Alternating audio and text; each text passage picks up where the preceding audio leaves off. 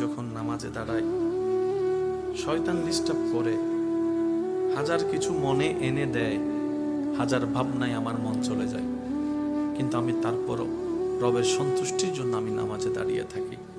অনেক সময় আমার সূরা ভুল হয়ে যায়, আয়াত ভুল হয়ে যায়।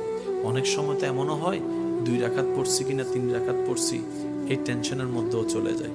অনেক সময় এমনও হয় নামাজ পড়া অবস্থায় অজু কি আছে না নাই, ভেঙে গিয়েছে মনে হয়, এই টেনশনও পড়ে যায়।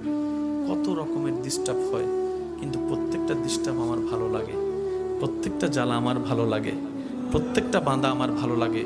সে জিজ্ঞেস করছে, কেন তোর এত বাঁধা ভালো লাগে? বুঝলাম না। বলে যে প্রেমের মধ্যে বাঁধা নাই সেই প্রেম কখনো জমে না, যে প্রেমের মধ্যে কখনো বাঁধা হয় না সে প্রেমের মধ্যে আকর্ষণ বাড়ে না।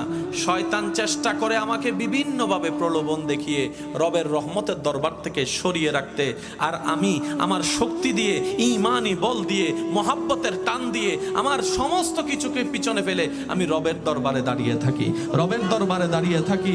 আমাকে শয়তান এমনও পর্যন্ত বলে, এত কিছু চিন্তা করলে এমন ইবাদত কি রব কবুল করবে? কখনোই করবে না, এমন টেনশনে ঢুকাই দিয়েছে। তারপরে আমি রুকু করা ছাড়ি নাই, সিজদা দেওয়া ছাড়ি নাই, অজু করা ছাড়ি নাই, নামাজে দাঁড়ানো ছাড়ি নাই। ভাইরে ভাই শুন, রবের দরবারে দাঁড়িয়ে অন্তর, ব্রেইনে, মনে, শরীরে এমন শান্তি আমি অনুভব করি যেটা পৃথিবীর কোনো কাজে এই শান্তি নাই, যেটা রবের দরবারে নামাজের মধ্যে শান্তি পাওয়া যায়। সুবহান।